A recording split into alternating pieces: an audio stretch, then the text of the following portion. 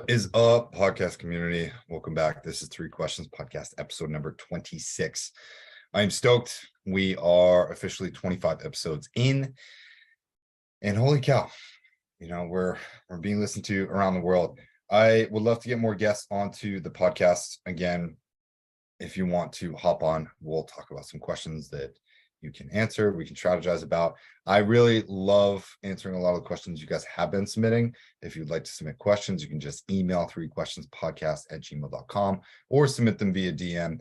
But I'm seeing the downloads go up. I'm seeing the listens go up, especially when new episodes are released. And I'm trying to get better about recording them so that the cadence is better for you, probably about 2 a week on average. And again, whether you're listening on YouTube or on Spotify or somewhere else, I really appreciate you guys to listen. Just launched a merch store as well. You can find that in the link tree or any of the associated links down below. I'm making shirts, stuff I would wear, stuff for buddies that have asked me to create a few things. I love just being a sort of entrepreneurial guy. So I'm trying different things and just the creative outlets. I really enjoy this. And the podcast is most definitely one of them.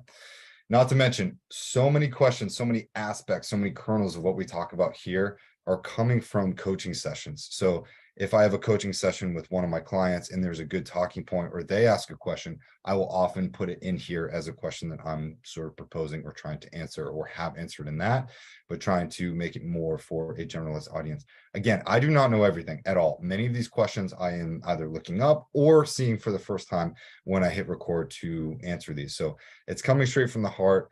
It's honest. I'm not the most intelligent guy on the planet. I'm trying to give you kernels of information and trying to stretch your brain. That's the whole purpose of this podcast. And I've consumed a lot of content. I'm a voracious reader. I listen to a lot of audiobooks as well. And I'm trying to just bring information out there to enlighten your life and hopefully allow you to have a better day and get to your goals faster. So with that being said, I want to hop right into the questions. We got 3 good ones. Again, submitted from John from Pennsylvania. I'm going to hop into question number 1. When should you get out of bed if you wake up in the middle of the night? Holy cow. I wake up all the time in the middle of the night. And if I have to pee, I'm getting up. I'm going to the bathroom and I'm taking in that light and I'm training the lizard. So if I wake up in the middle of the night, I also toss and turn a bunch. I move like crazy unless I'm absolutely dead tired, exhausted. Even then, I'm still moving around a lot. I had a Whoop device for a long time. That device told me that I was constantly in the red and the yellow. I don't know if it's sleep apnea or what, right? Yes, I drink caffeine. I definitely take a lot of supplements. And I try not to rely on stimulants to keep myself up. Like if I'm tired, I will take a nap. Generally, I have a very difficult time napping. However, when I wake up in the middle of the night, if I really, really want to get back to bed immediately and I know that I can't sleep, I know, number 1, it's because I had too much caffeine or caffeine too late in the day. Number 2, it's because I'm dehydrated. My body's like, dude, you need water. What are you doing? And then number 3, if I have racing thoughts or there's too much on my mind, I get out of bed and I will meditate until I literally start to like drop, whether it's 10, 20, 30 minutes. I will sit there, I'll meditate and just be like, okay, mind, you want to wake me up from the sleep? This time is yours. Give me all the thoughts. And I just sit there and I put my fingers like this. If you're watching on YouTube, it looks like just thumb and index finger together in opposite directions. And I'll just sit there and I'll put that in between my legs, crisscross applesauce. And I just go, okay, go ahead. And I'll set my timer on my watch. And then whenever I feel in that meditation that, hey, this thing is done and over with, or hey, I'm getting tired, or hey, I'm stopping thinking, that's when I go and I crawl into bed. That technique helps me the most. I used to get up and I used to journal, but I found that allowing myself to just meditate or process thoughts was a faster way of getting to where I needed to go. Sometimes I didn't want to get up in the middle of the night and write for 20 minutes, but if getting up and writing or taking notes, right, or drawing or doing something is fine, do that. But if you're waking up consistently in the middle of the night and then you're reaching over and you're grabbing that, I don't even have my cell phone near me, but if you're grabbing your phone and you're looking at that blue light, that's going to wake up your receptors, shut off your melatonin, and actually stimulate your brain to wake up even more. So if you are sleeping with your phone next to you and blasting your face full of blue light and aren't even wearing blue light blockers like these puppies, you're not doing yourself any favors. You're just keeping yourself up for longer. And I would say 90% of people out there probably do this on a nightly basis. So definitely something to think about there. Getting up in the middle of the night, journal, pee, meditate. My recommendation: stop sleeping in the same room as your phone. Stop it. Go buy an old-fashioned alarm clock and get an Alexa device, whatever you need, but just stop putting your phone next to the bed. Stop watching TV before you go to bed. Stop scrolling through Instagram before you go to bed. Read a book, right? Do something else. Have a nightly routine that allows you to stay asleep for longer. And if you're not sleeping well, it's because you're not using your body and utilizing the tools that you need to on a daily basis. Go work out a little bit harder. Guarantee you're going to fall asleep just fine. Okay. That's all I have for that question. I'm going to pause my watch. Question number 2, is there a way to fall asleep quickly? Okay, we're on the sleep train. So a lot of my clients have definitely had trouble sleeping. And John, I know you and I have spoken about this question in particular quite a bit. And what I'll say is this, okay? I've read so many blog articles and so many videos on like how US Air Force pilots fall asleep in 2 minutes and how Navy SEALs sleep for only 8 minutes a day.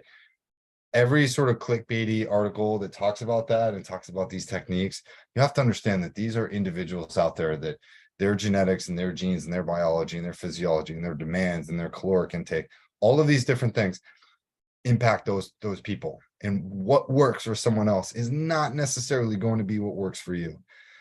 I don't know how we're still trying to like take this mass solution and impose it on everybody, right? Every major news article out there is like, this the one trick you need to know to work less and produce more. It's like, well, okay, again, everybody's an individual, especially in today's world, but what works for you is not in particularly going to be what from what somebody else does. Okay, just because David Goggins does what David Goggins does doesn't mean that you have to do what David Goggins does. So I want to answer the question as best as I can. Is there a way to fall asleep quickly? For me, it is literally reciting a mantra. Okay. I just recite a mantra and I just say, my eyes are getting heavy. I am falling asleep. I'm falling asleep. Just bullshit like that. Honestly, my mind is heavy. My eyes are heavy. I'm releasing the tension from my muscles. I am so sleepy. Can't wait to have a whatever. I say stupid stuff like that in my head until I like just can't even think anymore. Okay. And it helps me just, I say it in my mind. I don't say it out loud, but I tell myself that I'm sleepy. I tell myself that I'm falling asleep. And usually I'm asleep within 5 to 10 minutes. Okay. If I do not fall asleep quickly, much like I just talked about, it is because I had caffeine too late in the day or too much caffeine. Okay. Or it's because I was watching a movie, right? Or I didn't use my body the way I needed to. I didn't go to the gym. I didn't work out hard, right? Whatever. I also notoriously, I will stretch. Stretching before bed will make you sleepy, right? So if you get out of the shower and you come back and you stretch for 10 to 15 minutes, I stretch for about 18 minutes a day. I do static stretching, static hold stretching, and whatever big muscle groups or small muscle groups I feel they're tight. If I stretch before bed, I am asleep within 5 minutes, guaranteed. So reciting a mantra, even though it's kind of dumb, right? Super tired, sleepy, can't wait for 8 hours of sleep, whatever.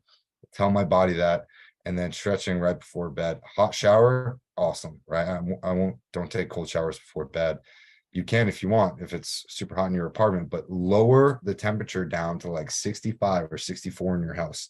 And then also recite that mantra, take a hot shower, get out. You're going to be super cold when you get out.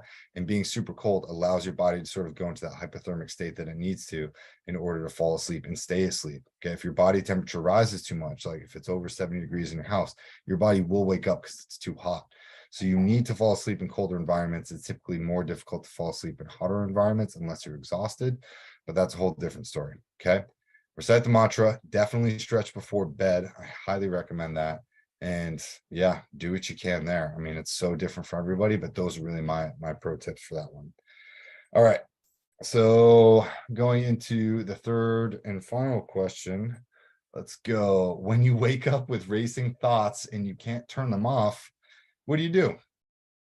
Man, relating back to the first question. So racing thoughts typically come from anxiety or depression, right? And so like in so many of my coaching sessions, and I even had a therapist tell me this one time.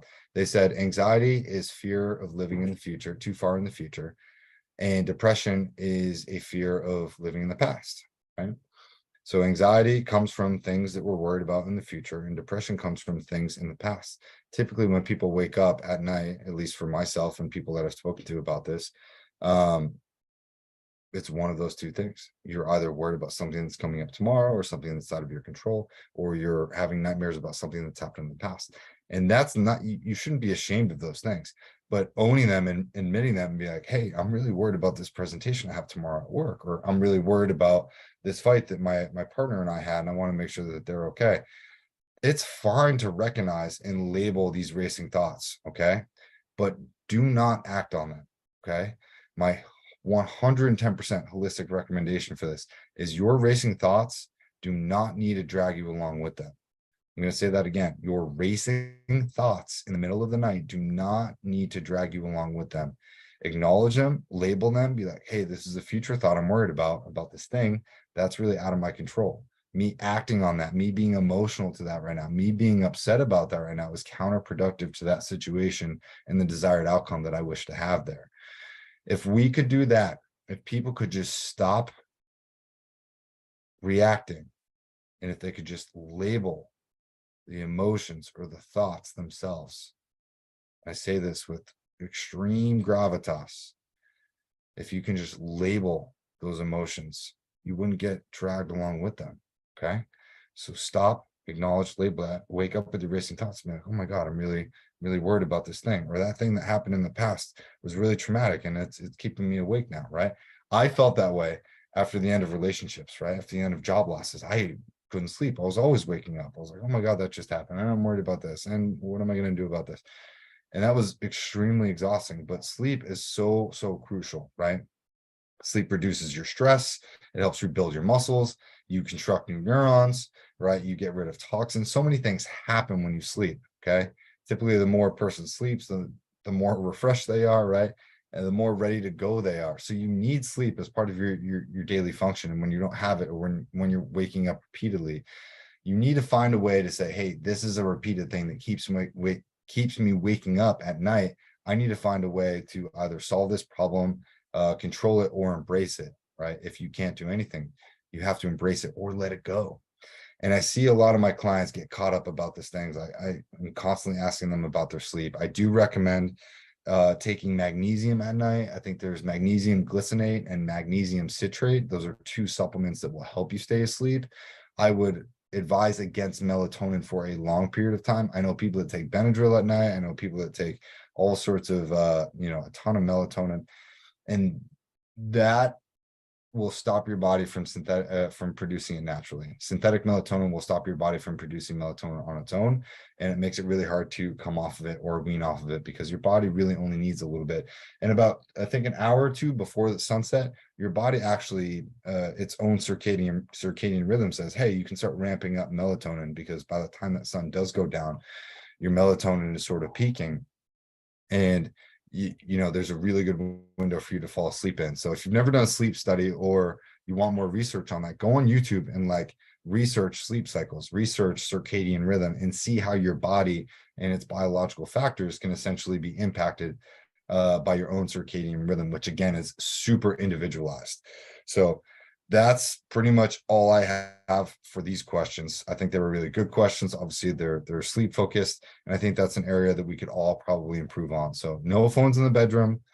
Take magnesium glycinate or magnesium citrate. There are plenty of things you can do to find those out. You can order them off Amazon, or you can just go to the vitamin shop, whatever. If you need questions, you can reach out to me, as always, info@ckcollective.co, or 3questionspodcast@gmail.com is how you can reach me. Please go find the Instagram page for this as well if you're listening. It is @_3questionspodcast, and follow there. I'm just posting clips from various episodes. Eventually I may pull stuff from YouTube or some of these video clips, but I feel like for you guys, it's mostly audio. So stick with it here. And I'm super grateful for everyone that's been listening so far. Please keep submitting questions. If you have feedback, of course, I am always keen for that as well. And then if you need personal coaching, whether you're working on issues, relationship stuff, job stuff, you just want to level up, I will get you to where you need to go. Or if you want marketing help, CMO for hire product, that's all on the website. So any questions there, hit me up. You know how to reach me, and I will see you guys in the next one. Thanks.